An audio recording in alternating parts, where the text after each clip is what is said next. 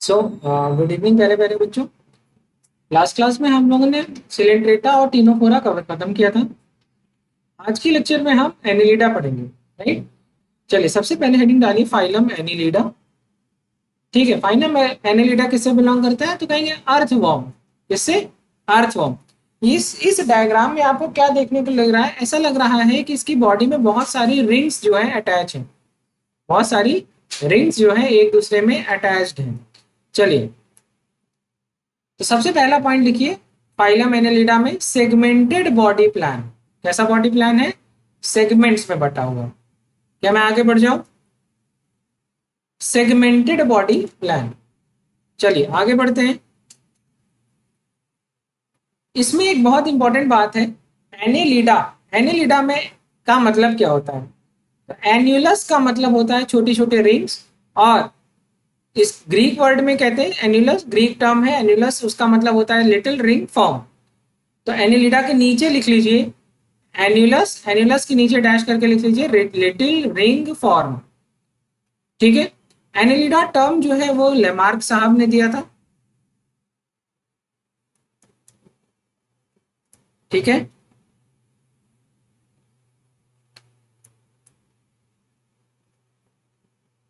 आगे बढ़ जाए।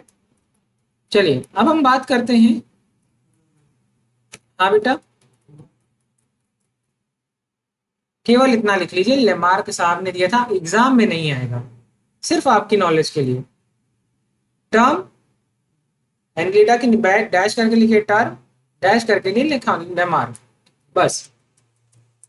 अब यहाँ पर कुछ खास बात जो आपके काम की है वो ये है, मे बी, अच्छा, ये समुद्र वाले पानी मैराइन वाटर्स में भी पाए जाते हैं और फ्रेश वाटर में भी पाए जाते हैं। हमारे यहाँ पे आप पॉन्ड्स में देखते हैं केचुए होते हैं, रिवर में होते हैं। तो कहाँ इनकी ये और जमीन पर भी होते हैं, मिट्टियों में होते हैं ना केचुए। तो इसका मतलब क्या होता है? लिखिए डैश करके लिखिए हैबिटेट। क्या लिखिए? हैबिटेट।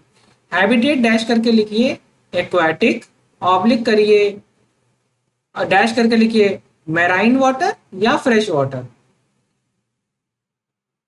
तो पानी में दो जगह पे मैराइन और फ्रेश वाटर दोनों में पाए जाते हैं। कॉमा करके लिखिए टेरेस्ट्रियल, जमीन पर भी तो पाए जाते हैं। अब अगली बात, अच्छा एक बात बताइए, आप मुझे खुद बताइए कि अर्थवॉर्म, अर्थवॉर्म क्या खाता है? तो कहेंगे सर लिटर्स खाता है, पत्तियां, डेड पत्तियां खाता है। मतलब वो किसी पे डिपेंडेंट है कि खुद से अपना खाना? तो फ्री लिविंग। कैसा है? Free living. या पैरासिटिक भी होता है। तो लिखिए एनिलिडा में डैश करके लिखिए मोड ऑफ न्यूट्रिशन लिखिए, या सिर्फ लिख लीजिए फ्री लिविंग ऑब्लिक पैरासिटिक। ज्यादातर कैसा होगा? Free living. अब बात आती है कि बॉडी कैसी है। तो बॉडी में बहुत सारे ऑर्गन्स हैं, फेरिंग्स हैं, माउथ है, ठीक है, नेफ्रीडियाज है, मतलब ऑर्गन्स हैं।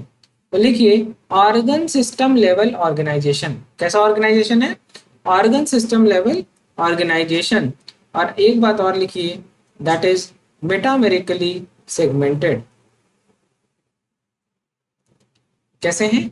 Metamerically segmented.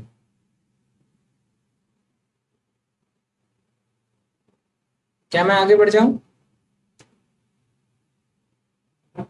मेरिकली सेगमेंटेड मतलब कई सारी रिंग्स में है बॉडी, इनको कहते हैं मेटामर्स। क्या मैं आगे बढ़ूं? चलिए लिखिए बाइलेटरली सिमेट्रिकल, ठीक है, ट्रिप्लोब्लास्टिक, और बॉडी कैविटी कैसी होती है? साइजोसिलोमिक। देखिए बाइलेटरल सिमेट्रिकल, बॉडी की सिमेट्री कैसी हो? दो बराबर भागों में बांटा जा सकता है। क्या दो से ज्यादा बराबर भागों में बांट सकते हैं? नहीं, केवल बीच से एक लंबी लाइन खींचेंगे तो बाइलेटरल सिमेट्रिक। और ट्रिप्लोब्लास्टिक मतलब इसमें कौन कौन सी जर्म लेयर है? एक्टोडर्म, मीजोडर्म और एंडोडर्म। ठीक है, बॉडी कैविटी के बारे में लिखा है साइजोसिलोम।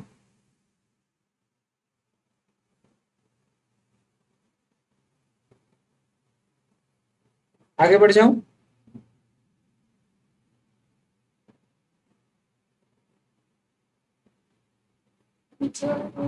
नहीं बस, आगे बढ़ जाएं। चलिए, अब देखिए एक बात लिखी हुई है, जरा देखिएगा, बड़ा इंटरेस्टिंग है। लिखा है इनकी बॉडी में लॉन्गिट्यूडिनल मसल्स भी हैं और इनकी बॉडी में सर्कुलर मसल्स भी हैं। कैसी मसल्स हैं? लॉन्गिट्यूडिनल मसल है और सर्कुलर मसल है।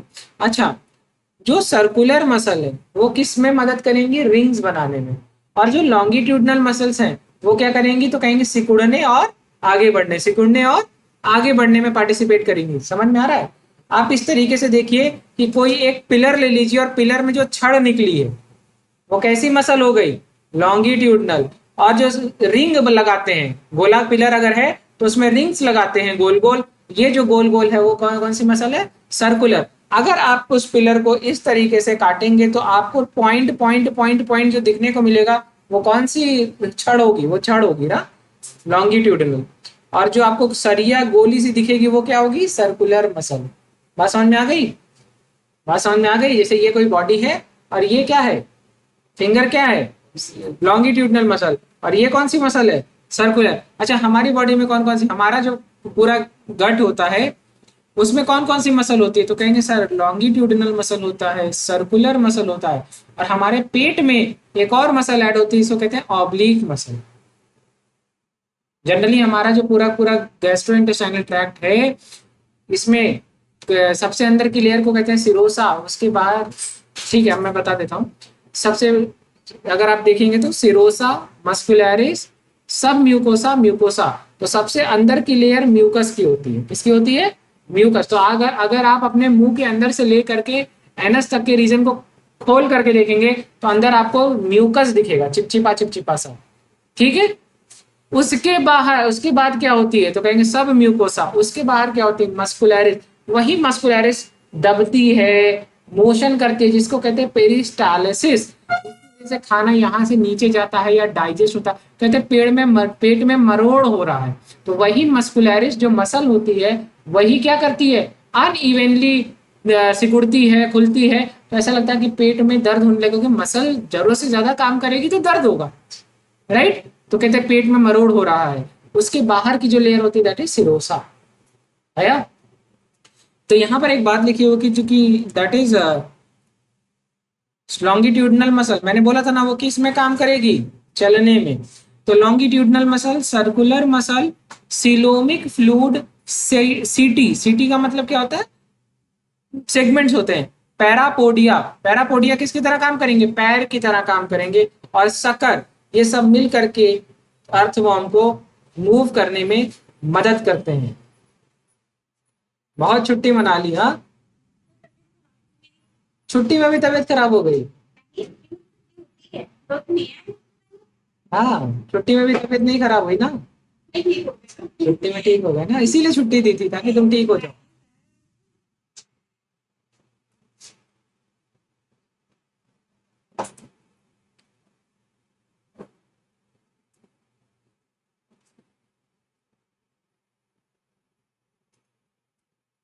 चलिए, क्या मैं आगे बढ़ जाऊं?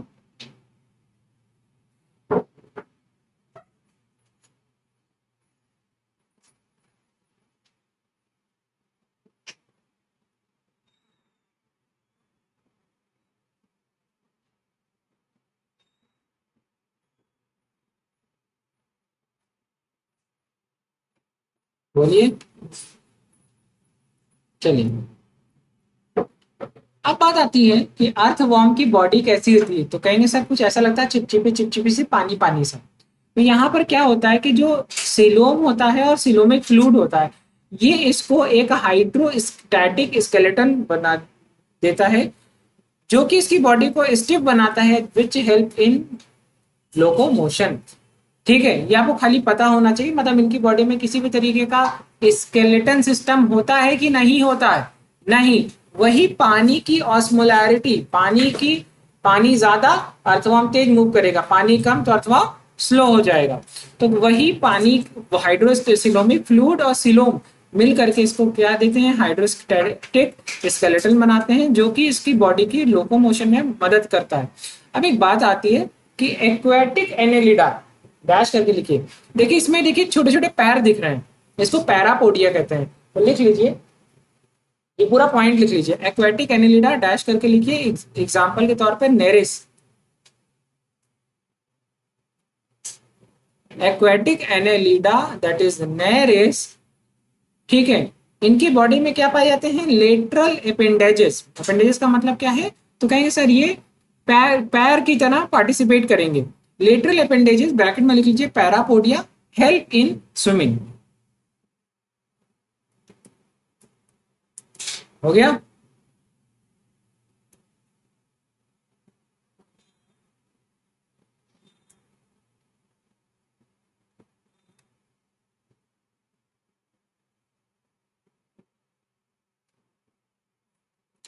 तो फिर शैल क्या क्या किया, कुछ कमाई वमाई हुई, कमाई हुई, अच्छा, फीस जमा करवा देंगे।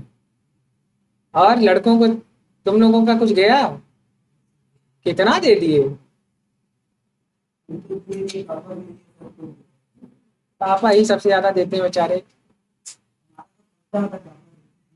हाँ, और तुम्हारी कमाई हुई।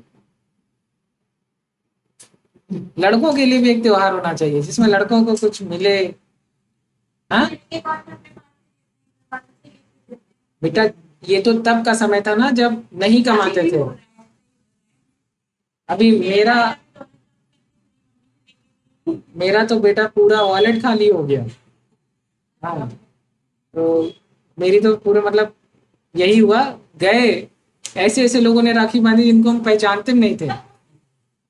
इस समय अ, हमारे पिताजी का एक्सीडेंट हुआ है, तो लोग मिलने भी आ रहे हैं, छुट्टियां थी तो लोग मिलने भी आ रहे थे, तो उसमें कोई ना कोई दीदी निकल जा रही थी। अब फिर वो बांध दे रही थी, और फिर अब ऐसे खाली हाथ कैसे आप जाने देंगे, फिर कुछ ना कुछ कुछ ना कुछ। हालांकि घर में मिठाई का स्टॉक अच्छा हो गया है, मिठाइयाँ बहुत मिल रही हैं। चलिए, एक पॉइंट लिखिए, सिफिलाइजेशन, सिफिलाइजेशन का मतलब यहाँ पर किसकी बात हो रही है, तो कहेंगे सर यहाँ पर बात हो रही है सेंस ऑर्गन की। तो लिखिए सिफिलाइजेशन डैश करके केवल लिखिएगा। अच्छा, इनका हेड एकदम क्लियर कट होता है, distinct head plus sense organ. इनके सेंस ऑर्गन बहुत एक्टिव होते हैं, जहां धूप होती है वहां से भाग करके कहाँ चले जाते हैं, छाव में। जहां पर ड्राइनेस होगी वहां से ये चले जाएंगे, मतलब इनकी बॉडी बहुत अच्छे से इन्वायरमेंट को क्या कर रही है, सेंस। तो लिखिए सिफिलाइजेशन डैश करके केवल एक पॉइंट लिखिएगा, head plus sense organ, distinct head and sense organ. अब इनकी बॉडी रेस्पिरेशन कैसे करती है, तो कह रहे हैं बॉडी सरफेस, किसके थ्रू, बॉडी सरफेस, केवल लिखिए रेस्पिरेशन डैश करके लिखिए simple diffusion through body surface या बॉडी वॉल, ठीक है। अब नेरिस के बारे में एक इंपॉर्टेंट पॉइंट लिखा है कि नेरिस के केस में जो उसके लेटरल अपेंडेजेस थे पैरापोडिया, वो भी रेस्पिरेशन में पार्टिसिपेट करते हैं। तो नेरिस में जहां तुमने शुरू में लिखा था किसके, पैरापोडिया, पैरापोडिया के बारे में उसी में डैश कर एक लिखा था, पैरापोडिया का काम लोकोमोशन है, लिखा था ना, उसी में केवल जा करके प्लस करके लिखो, वहीं प्लस करो और लिखो हेल्प इन रेस्पिरेशन। दो जगह लिखने की जरूरत नहीं है, एक ही जगह लिखिए।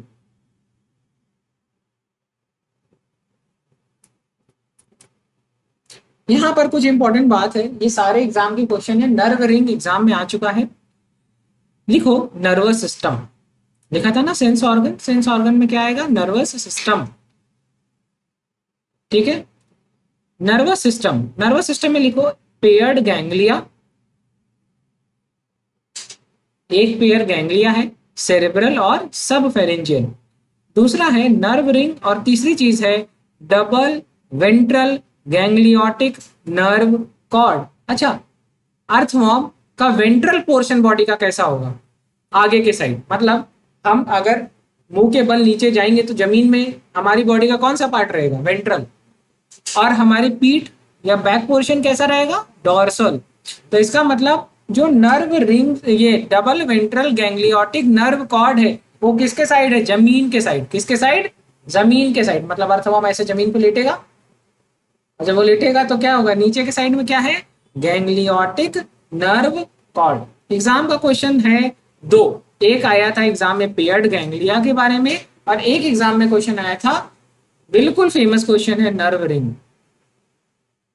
तो नर्वस सिस्टम डैश करके लिखो, पेयर्ड गैंग्लिया सेरेब्रल और सब फेरेंजियल, नर्व रिंग और डबल वेंट्रल गैंग्लियोटिक नर्व कॉर्ड। अच्छा, हम लोग इतना क्यों पढ़ रहे हैं एनिलिडा के बारे में?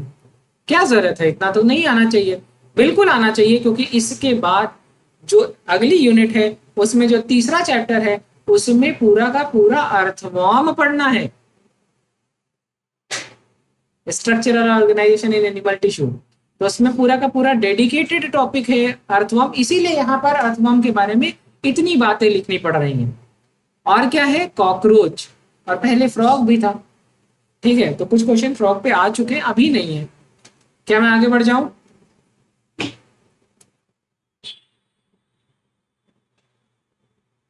सविता पाल, चलिए आगे बढ़ते हैं और बहुत अच्छे से देखेंगे। क्या अच्छी सी बात लिखी हुई है। सर्कुलेटरी सिस्टम कैसा है? Closed type. हम लोगों ने क्या पढ़ा था इसके बारे में? बिल्कुल पढ़ा था। हम लोग ने ये पढ़ा था कि एनेलिडा से लेकर के कॉर्डेटा तक कैसा सर्कुलेटरी सिस्टम है? क्लोज। तो लिखिए क्लोज्ड सर्कुलेटरी सिस्टम। अगली बात एक बहुत अच्छी लिखी हुई है, दैट इज हीमोग्लोबिन एंड क्लोरोक्रोइन।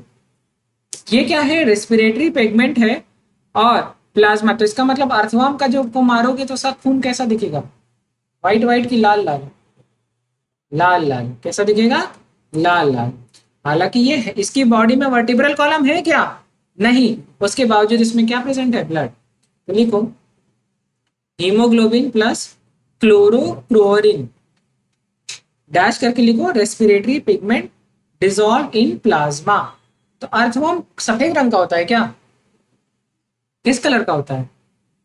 लाल। लाल या डार्क रेड या ब्राउनिश। तो इसका मतलब वहां पर क्या प्रेजेंट है? ब्लड। राइट। चलिए फाइन। एक बात लिखी हुई है कि ये अपना एक्सक्रीटरी वेस्ट किसके थ्रू रिलीज करते हैं? नेफ्रीडिया।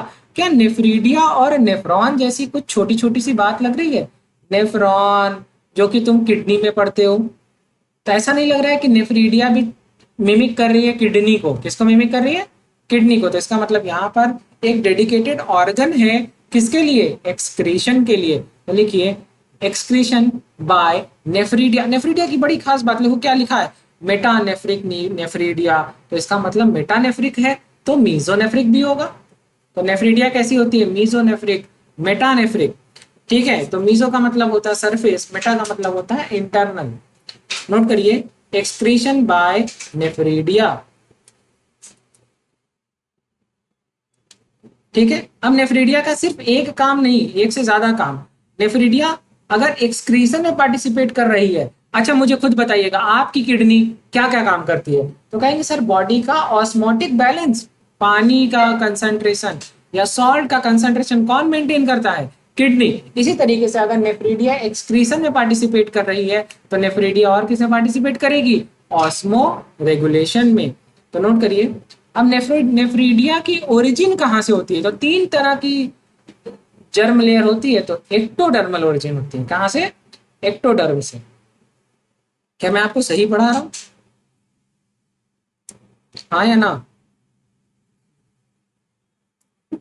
बोलिए भाई, सही पढ़ा रहा हूँ नहीं? अच्छा पढ़ा रहा हूँ? ठीक है, अब जा करके आप मॉड्यूल देखेंगे तो आपको हर चीज मिलेगी। डन।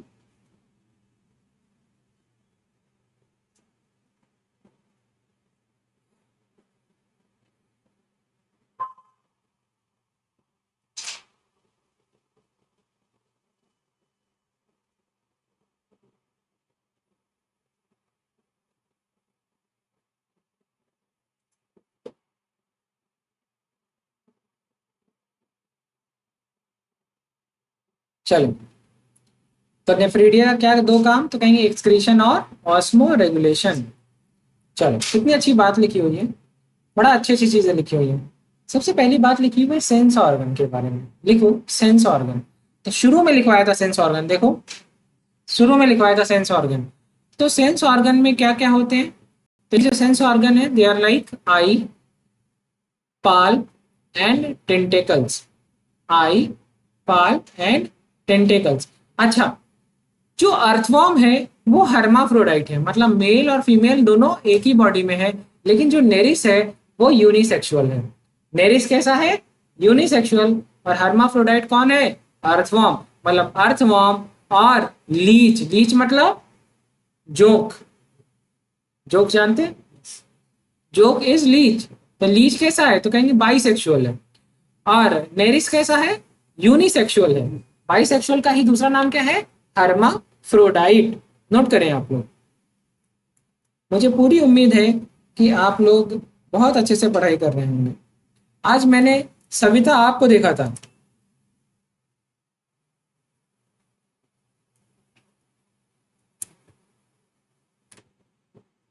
अब हम लोग वापस से पढ़ते हैं। सबसे पहली बात लिखा है कि भैया यानी जो है क्या नाम है रिप्रोडक्शन का मोड, तो लिखिए रिप्रोडक्शन कैसा होता है? सेक्सुअल।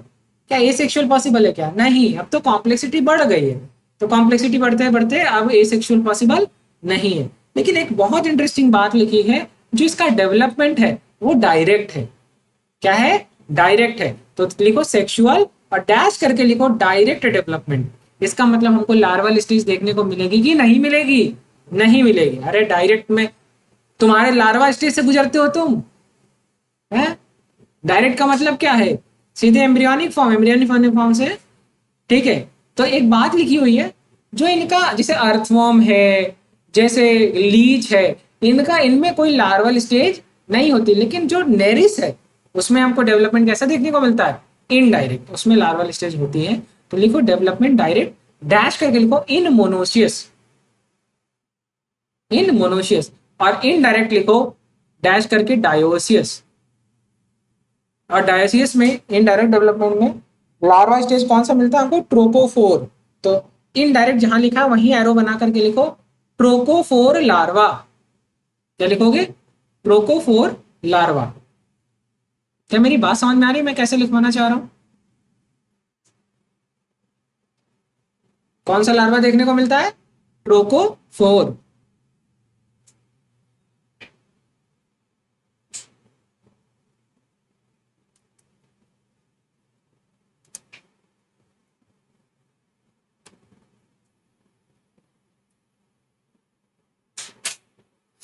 क्या मैं आगे बढ़ जाऊं?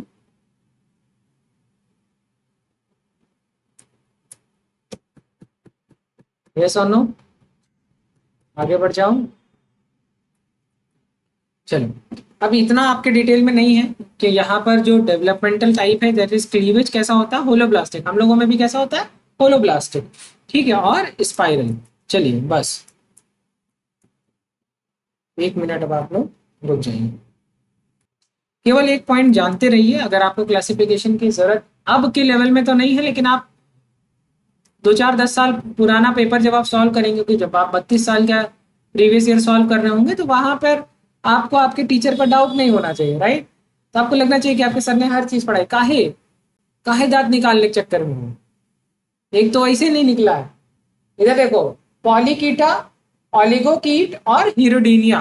तो हीरोडीनिया, हीरोडिन, हीरोडिन का मतलब लीच। ठीक है।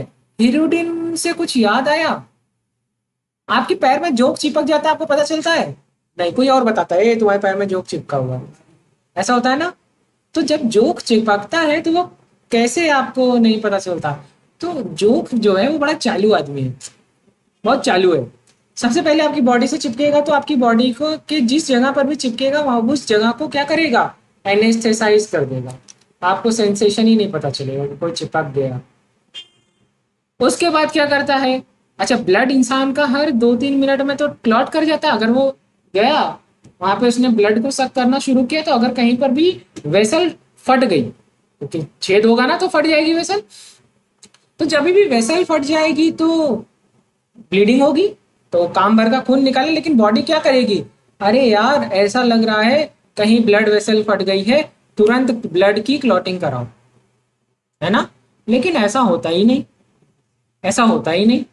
ब्लड रिलीज हुए जा रहा हो, माँ चूसे जा रहा मजे से, तो वो उसी समय अपने सलाइवा के थ्रू एक और एंजाइम रिलीज करता है, एक और हार्मोन रिलीज करता है, वो एंटी ब्लड क्लॉटिंग एजेंट होता है, हिरोडिन। इसीलिए इसका नाम क्या है, हिरोडीनिया। बात समझ में आ गई? चले, इससे ज्यादा एग्जाम में नहीं आएगा, तो बहुत डिटेल में पढ़ने की जरूरत नहीं है। ये देख रहे हैं आप, ये जानते हैं इसको? हाँ, इसी की बात हम कर रहे थे। चलिए, ये बहुत इंटरेस्टिंग है। और दुनिया में जितने भी एनिमल्स पाए जाते हैं, 70% एनिमल किस फाइलम से बिलोंग करते हैं, ऑर्थोपोडा से। इसका मतलब दुनिया में जितने एनिमल है उसमें 70% कौन है, और इनके भी 70% कौन है, हनी बी। इन एनिमल्स में भी, तो ये इंसेक्ट है, इनमें भी सबसे ज्यादा पॉपुलेशन किसकी है, हनी बी। राइट? चलिए, दिख रहा है? इसमें से कोई आपका दोस्त दिखे, फोटो भेज देना। फिर सर ने फोटो खींची थी। चलिए, यहाँ पर ऑर्थोपोडा का मतलब क्या होता है, यहाँ पर एक बात लिखी है, टैगमेटाइजेशन ऑफ द बॉडी। नहीं लिखने की जरूरत है, सिर्फ इतना लिखो, जॉइंटेड लेग्स। केवल एक बात लिखिए, जॉइंटेड लेग्स, या लिखिए jointed appendages. Jointed legs oblique appendages. क्या मैं आगे बढ़ जाऊं? अपेंडेजेस।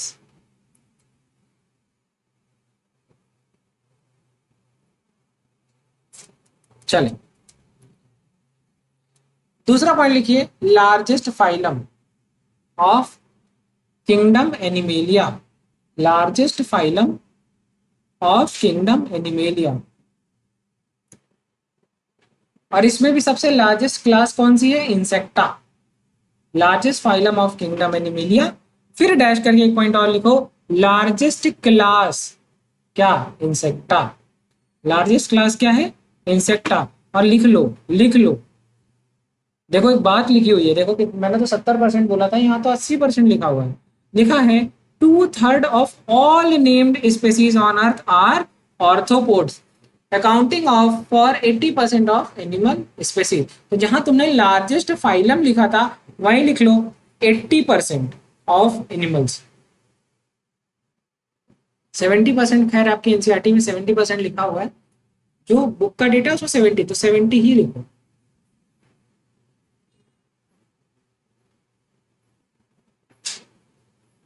ठीक है, ऑब्लिक करके लिख दो 2/3, 2/3।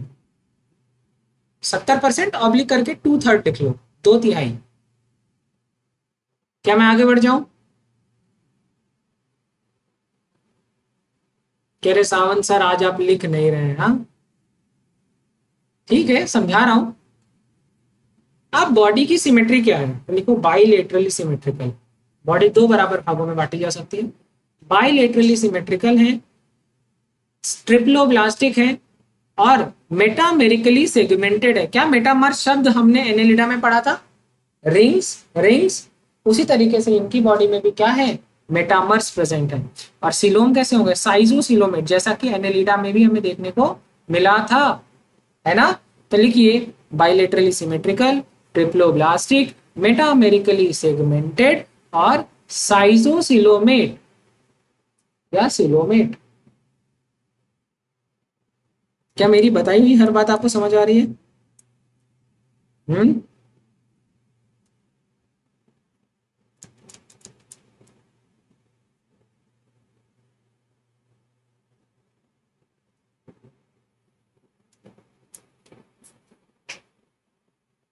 हाँ या ना?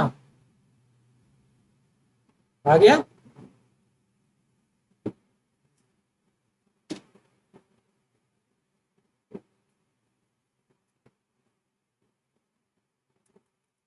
चलिए, लिखो, केवल एक पॉइंट लिखो, काइटिनियस एक्सोस्केलेटन। इनकी बॉडी के ऊपर क्या होगी, हार्ड काइटिन की लेयर, जिसकी वजह से ये क्या होगा, कोई एसिड गिरे, कुछ गिरे, कहीं पे भी अल्कलाइन नेचर हो, पानी हो, इन पे इनकी बॉडी के अंदर वो चीज नहीं जाएंगी। तो लिखो, काइटिनियस, काइटिन, काइटिनियस एक्सोस्केलेटन। तो लिखो, प्रिवेंट, फंक्शन क्या होता है, प्रिवेंट वाटर लॉस, ठीक है। और ये पीरियोडिकली बॉडी से अलग होते हैं, फिर नया आता है, इसको कहते हैं एकडाइसिस। जानते रहिए मॉल्टिंग या एकडाइसिस। तो लिखो, केवल एक बात लिखो, काइटिनियस एक्सोस्केलेटन डैश करके लिखो प्रिवेंट वाटर लॉस, और इसी के नीचे एक एरो बनाकर लिखो अंडरवेंट पीरियोडिक एकडाइसिस या माउल्टिंग। अंडरवेंट नहीं, काइटिनियस एक्सोस्केलेटन के नीचे underwent periodic shed off, periodic shed off dash करके लिखो, इसी को कहते हैं माउल्टिंग या एकडाइसिस। जैसे आपने एक शब्द सुना है कि सांप अपने ऊपर का एक स्किन चेंज करता है समय समय पर, उसी तरीके से ये भी अपनी बॉडी में, आपने क्रैब में ये चीज देखी होगी, सुनी होगी। ठीक है।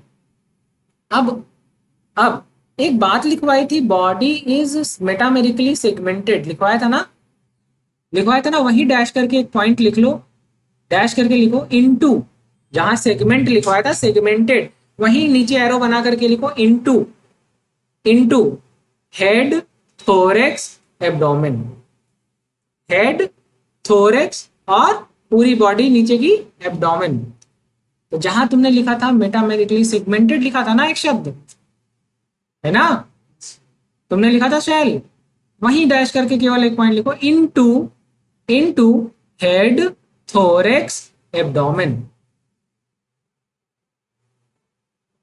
और शुरू में, इस चैप्टर के शुरू में ही क्या मैंने आप लोगों को जॉइंटेड अपेंडेजेस या लेग्स लिखवाया था?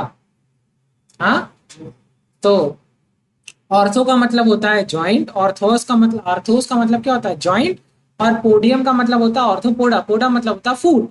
तो जॉइंटेड फूट या लेग या अपेंडेजेस। क्या मैंने आपको शुरू में बोला था ये बात? ऑर्थोपोडा, ऑर्थोस का मतलब होता है जॉइंटेड, मतलब कि कौन से वर्ड में नाम दिया गया? ग्रीक। ठीक है, चलो अब एक बात लिखी हुई है, बहुत अच्छी अच्छी बातें लिखी हुई हैं, बहुत अच्छी अच्छी बातें लिखी हुई हैं। बॉडी कैविटी डैश करके लिखो, लिखो बॉडी कैविटी। तो आप लोगों ने सिलोमेट, तो it is not true coelomate, तो लिखो हीमोसील। कैसी होती है? हीमोसील। ब्रैकेट में लिखो नॉट हीमोसील, ब्रैकेट में लिखो, ये देखो ये पॉइंट यहां पर लिखा हुआ है, बॉडी कैविटी डैश करके लिखो हीमोसील, और ये लिखो नॉट ट्रू सिलोम। बस केवल इतना पॉइंट लिखना, नॉट ट्रू सिलोम। इससे ज्यादा डिटेल जानना है तो खाली ये जान लो कि ये जो बॉडी कैविटी है ये एम्ब्रायनिक ब्लास्टोसील से बनी होती है। इससे ज्यादा एग्जाम में आपके आएगा नहीं, जहां तक मैंने लिखवाया सिर्फ इतना एग्जाम में आएगा। ठीक है, चलो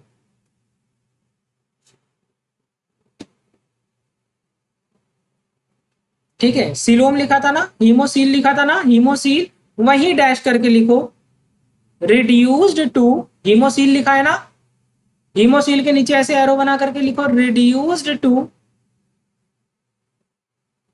excretory and genital organs. Coelom का मतलब क्या होता है? कैविटी, खाली जगह। उस खाली जगह में क्या प्रेजेंट है? एक्सक्रीटरी ऑर्गन और जेनाइटल ऑर्गन। तुम नहीं लिख पा रही हो शायद, जल्दी लिखो। अब बात आती है इनकी बॉडी की मसल्स कैसी हैं, तो लिखो मसल। हमारी बॉडी में लोकोमोशन में कौन सी मसल पार्टिसिपेट करती है? मसल कितने तरीके की होती है? पढ़े हो जाओ तुरंत। हाँ हाँ, अच्छा, वो मसल की तुमने दो अलग अलग क्लासिफिकेशन दी है। एक क्लासिफिकेशन कहता है मसल वॉलेंट्री और इनवॉलेंट्री होते हैं। तो वॉलेंट्री मसल्स कौन कौन सी होंगी? तो कहेंगे सर स्ट्राइएटेड मसल या स्केलेटल मसल। और इनवॉलेंट्री कौन होगा? तो कहेंगे स्मूथ मसल और कार्डियाक मसल। आप दिल की धड़कन कंट्रोल कर सकती है मैडम? दिल धड़कने दो, आप चाह करके बढ़ा सकती है? नहीं कर सकती।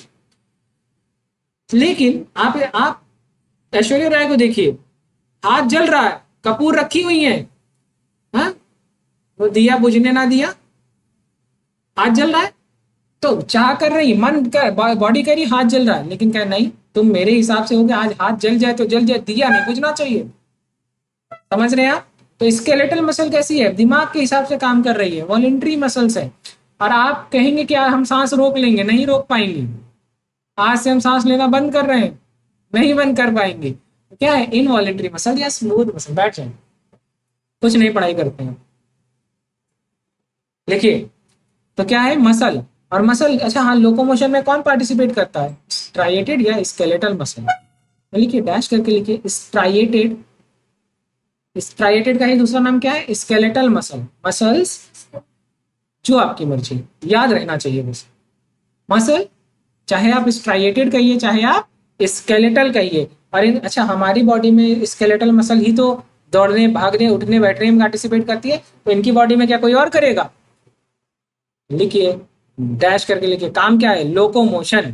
क्या है, लोकोमोशन। इसका मतलब पहली बार डेडिकेटेड ऑर्गन बॉडी को चलने के लिए कहाँ पे देखना गया, ऑर्थोपोडा में। इसके पहले तक तो केवल ऐसे बस रिंग रिंग के चल रहे थे, है ना। यहाँ पे पहली बार जो है, तभी तो तुम क्रैब खाते हो, और काहे खाते हो, उसमें तुमको क्या मिलता है, फ्लेशी फ्लेशी स्केलेटल मसल। नहीं, इट्स सो चीजी, यम। नहीं खाते क्रैब, खाए आप लोग सी फूड, क्रैब में उसकी टांग खाते हैं, उसको जब उसको पील ऑफ करते हैं तो उसमें बहुत सॉफ्ट सॉफ्ट सी स्केलेटल मसल होते हैं। हालांकि मैं तो वेजिटेरियन हो गया हूँ, अब तो मैंने नॉनवेज छोड़ दिया है। हाँ, आई एम वेजिटेरियन नाउ। तो कभी कुछ अच्छा वेजिटेरियन बनाए तो जरूर बताइएगा। बना लेती हूँ खाना वाना, क्या बात है, खाना भी आता है, पढ़ने भी आता है। लड़कियां ज्यादा समझदार होती हैं। मैं भी खाने की चीजें बना लेता हूँ, अगर मेरे साथ वाला इंसान बढ़िया से बर्तन साफ करके रखे, बढ़िया से प्याज व्याज काट के रख दे, तो मैं अच्छा शेफ हूँ। मतलब मैं बहुत अच्छे से खाना बना सकता हूँ। आधा नहीं, मतलब मुझे लगता है कि उनको जरूर से ज्यादा काम करना चाहिए। मैं जायका I'm a शेफ, तो if I am a chef तो मुझे मेन मेन काम करना होता है, राइट।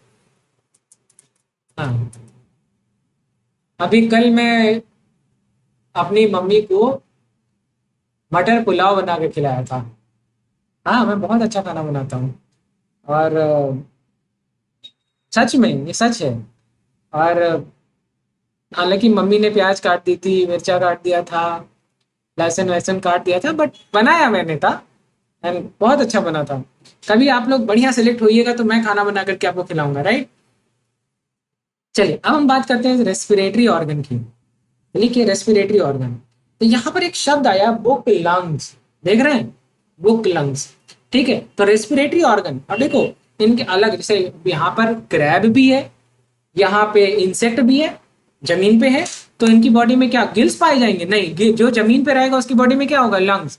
और जब मैं क्रैब की बात करता हूं तो जमीन पर भी आता है और पानी में भी जाता है। तो यहाँ पर लिखिए, जो रेस्पिरेटरी ऑर्गन है वो गिल्स हो सकते हैं, तो मतलब ऐसे ऑर्थोपोडल्स जो पानी के अंदर है, वो सांस किसके थ्रू लेंगे, गिल्स के थ्रू लेंगे। या बुक गिल्स, लिखिए गिल्स, बुक गिल्स। इसी तरीके से lungs, that is book lungs. और ये ट्रैकिया, ट्रैकिया शब्द कहाँ पे आपको बहुत खास देखने को मिला है, बताइए, कॉकरोच। कहाँ पे, कॉकरोच। तो लिखिए, book lungs, trachea, book gills और गिल्स। अब बात आती है circulatory system. Circulatory system, circulatory system open type है। इसका मतलब क्या है, इनके जो बॉडी के ऑर्गन है वो खून के एक थैली में बाथड है। क्या है, बाथड है। मतलब सर्कुलेटरी सिस्टम कैसा है, ओपन। हम लोगों की तरह ब्लड वेन के थ्रू, आर्टरी के थ्रू नहीं ट्रेवल कर रहा है। हमारा सर्कुलेटरी सिस्टम कैसा है, क्लोज्ड है। तो हमारी बॉडी में कभी भी मसल्स को टीयर ऑफ करोगे या कुछ अलग करोगे तो क्या ब्लड आएगा क्या, नहीं। ब्लड सिर्फ तब आएगा जब कैपिलरीज ब्रेक होंगी, या आर्टरी ब्रेक होगी, या वेन ब्रेक होगी। अगर तुम उसको नहीं ब्रेक करते हो, अगर तुम उन फाइन वेन्स के, आर्टरीज और कैपिलरीज के बीच से मसल को निकालना चाहो तो बहुत आसानी से निकाल सकते हो, राइट। हाँ, हालांकि ये बहुत नामुमकिन सी बात है, क्योंकि इतना इतना खतरनाक नेटवर्क है, इतना ज्यादा खतरनाक नेटवर्क है कि आप कोई ना कोई आर्टरी, वेन, कैपिलरी जो है ब्रेक कर दोगे। तो respiratory organ like Gill, book Gill, lung और ब्रैकिया। सर्कुलेटरी सिस्टम कैसा, ओपन टाइप। जहां पे खून की थैली है, खून है, उस कैविटी को क्या कहते हैं, साइनस। क्या कहते हैं, साइनस। आपने बहुत सुना होगा, साइनस ओपनिंग, साइनस ओपनिंग। कभी डॉक्टर के पास जाते हैं, फोड़ा हो गया, कुछ हो गया, डॉक्टर कहता है साइनस ओपनिंग है। दैट साइनस ओपनिंग का मतलब क्या, वहां से ब्लीडिंग होगी, ऊज आउट होगा, चीजें बाहर आएंगी। मुंह में तो बहुत ज्यादा जल्दी देखने को मिलता है, राइट। अब यहाँ पर शुरू में हम लोगों ने एक बात लिखी थी, हीमोग्लोबिन और समथिंग, वहीं डैश कर गई। इसमें भी लिखा था, एनिलिडा में लिखा था क्या, मैंने नहीं लिखवाया था। तो लिखो, लिखो, लिखो, हीमोलिम्फ, हीमोलिम्फ। तो बॉडी फ्लूइड में क्या है, हीमोलिम्फ। एक और लिखो, हीमोसाइनिन। हीमोसाइनिन में क्या होगा, कॉपर प्रेजेंट होगा। लिखो हीमोलिम्फ ऑब्लिक हीमोसाइनिन।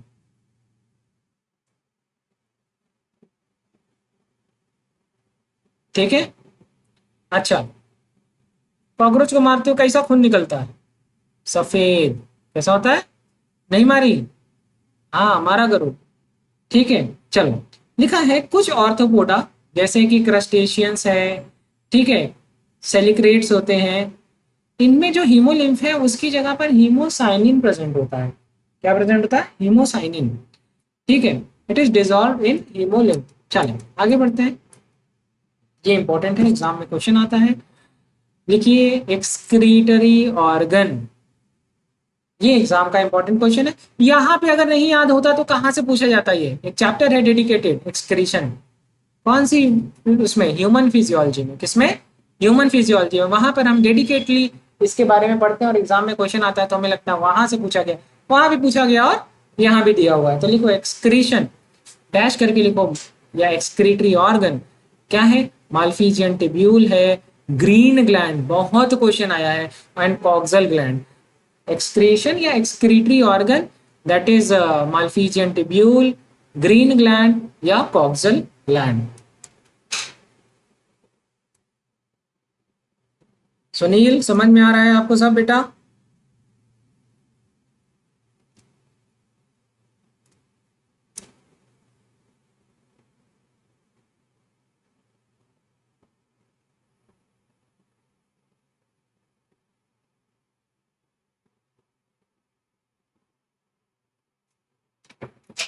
अब लिखो नर्वस सिस्टम।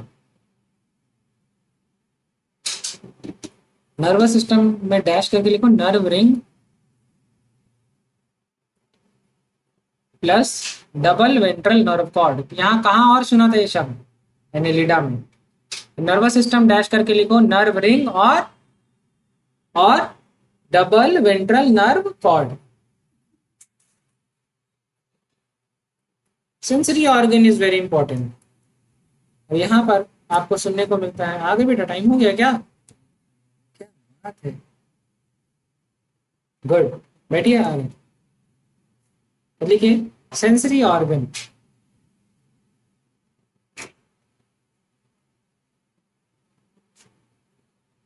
ये इंपॉर्टेंट है, ये एग्जाम में क्वेश्चन आता है। सेंसरी ऑर्गन डैश करके लिखिए एंटीना। क्या है, antenna eyes, antenna comma eyes. आंख दो तरीके की है, देखो मच्छर को तुम मार लेते हो, मक्खी को नहीं मार पाते। मच्छर को मार लेते, मक्खी मार के दिखाओ, हो जाता है। मक्खी मार पाते हो क्या, अगर रात ना हो तो मक्खी ना मार पाओ, दिन में तो वो बहुत तेज होती हैं। तो मक्खियों में कंपाउंड आईज होती हैं, वो आपकी 2000 इमेजेस बना, 2000 इमेजेस। कंपाउंड आई बहुत दूर तक दिखता है, हम लोग तो सिर्फ 60 डिग्री देख सकते हैं, वो बहुत ज्यादा देख सकते हैं, तो वो बहुत ज्यादा उनकी कंपाउंड आई होती है। नॉर्मल मच्छर इज, मारो, दैट इज से इनकी आई कैसी होती है, सिंपल। और मक्खियों की आई कंपाउंड। यहाँ पर एक बात लिखी हुई आई के बारे में, तो वहां पे दोनों शब्द लिखा हुआ है, सिंपल और कंपाउंड। हमारी आपकी आंख कैसी है, सिंपल, राइट। एक बात और लिखी है, स्टैटोसिस्ट। स्टैटोसिस्ट का काम क्या है, ऑर्गन ऑफ बैलेंस। क्या है, ऑर्गन ऑफ बैलेंस। तो क्या क्या देखने को मिला? एंटीना देखने को मिला, आई देखने को मिला और स्टैटोसिस्ट देखने को मिला। क्या मैं आगे बढ़ जाऊं? एंटीना, आई और स्टैटोसिस्ट। आई यार दो तरीके की भैया, कंपाउंड भी और सिंपल भी, but the statocyst is the organ of balance. Done.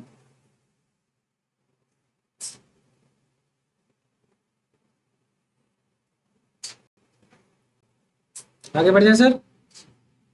Okay, लिखिए लिखिए ऑर्थोपोडा में लिखिए मोस्टली डायोसियस, मतलब कैसे होंगे? Unisexual, mostly dioecious. और फर्टिलाइजेशन कैसा होगा? Internal fertilisation, internal. और अंडे देते हैं, एग लेइंग, ओवी पेरस। और डेवलपमेंट कुछ में डायरेक्ट देखने को मिलता है और कुछ में डेवलपमेंट हमें इनडायरेक्ट देखने को मिलता है। ठीक है, तो इनडायरेक्ट डेवलपमेंट जहां पे भी होगा वहां कौन सी स्टेज होगी? लार्वा। लार्वा, तो लार्वा, कई सारे लार्वल स्टेज को क्या कहते हैं? एक स्टेज से दूसरे स्टेज, तीसरी स्टेज, इस स्टेज को, इनको कहते हैं मेटामॉर्फोसिस। ठीक है,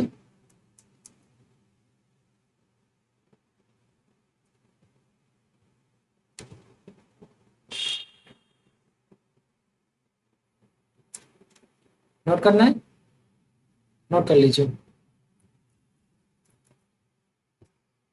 इसके आगे का पार्ट बच्चों हम लोग नेक्स्ट नेक्स्ट सेशन में पढ़ेंगे। ठीक है, तब तक आप इसको अच्छे से पढ़ाइए, रिवाइज कीजिए, क्वेश्चंस लगाइए। Thank you.